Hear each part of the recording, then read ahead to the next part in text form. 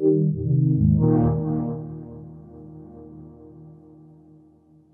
let's talk about esports for a second. So this 4v1 is very unique, and people are really liking the concept of it. How do you see this evolving in esports?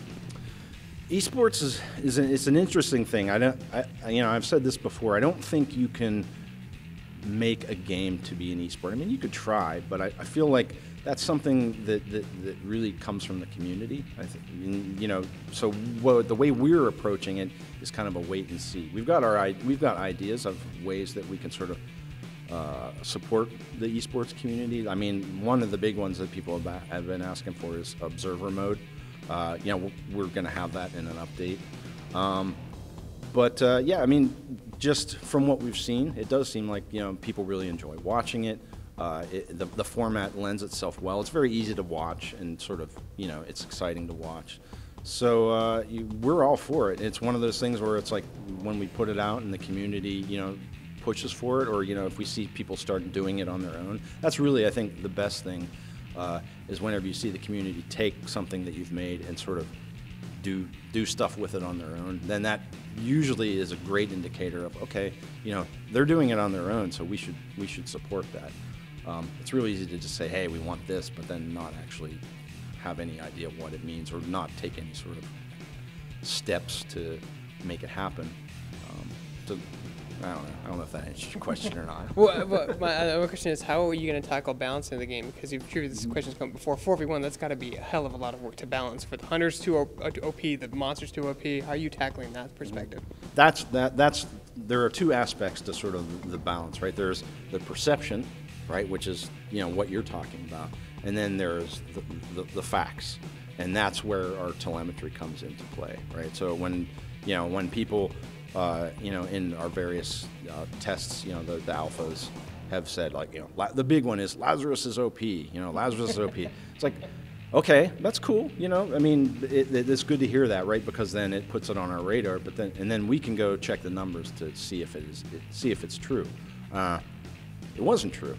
I mean, we looked at those numbers, and okay, Lazarus is cool, right? But certainly once we get out there, and get even more people's hands on it, we might start seeing those patterns. And the way we do that is just, micro updates or, little updates where we're just pushing out new numbers. And we've got a really sort of healthy, robust system for checking those and seeing, where all the patterns are. And, when we see problems, we fix them, put the fixes out as soon as possible. And do you have a favorite hunter and monster in the game, and why? Yes, I do. My favorite monster is Kraken.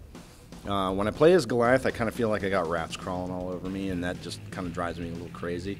When I play as Wraith, I feel just kind of like spastic, like I can't control myself. With Kraken, he's even got kind of a wise look on his face, right? And he just floats up and sort of surveys the battlefield, and and looks at things from a more detached perspective. And as the monster, that feels good to me. And even then, I kind of suck at the monster, to be perfectly honest. And then as far as hunters go, a lot of times I just go for good old, straightforward assault. Hyde is my favorite character for a number of reasons. One, just because he's crass and I love his personality. But he's got that kind of in-your-face sort of play style, which I can appreciate. But I mean, I like them all. I can't pick. Like picking your favorite child. It really is. I mean, I've got like a kind of a preferred hunter team. I like Hyde, Abe, Bucket, and Val together. Those four together can make a zone of complete and absolute death for the monster. I mean, Bucket throws down a bunch of drones, right? And then Abe throws down his stasis grenades, and the monster's all slow. And then Hyde throws down his poison grenades, and now the monster is not only slow and getting shot, but he's also getting poisoned at the same time. And then Val's tracking him and tranking him, and I don't know, it just feels really good. And if people wanted to plug into the beta, where would they go? They would go to the Xbox One. January 15th through the 19th, we've got an open beta on Xbox One. People will be able to play Evacuation, try a whole bunch of stuff. We've got a lot of content for people to check out, and it should be a lot of fun.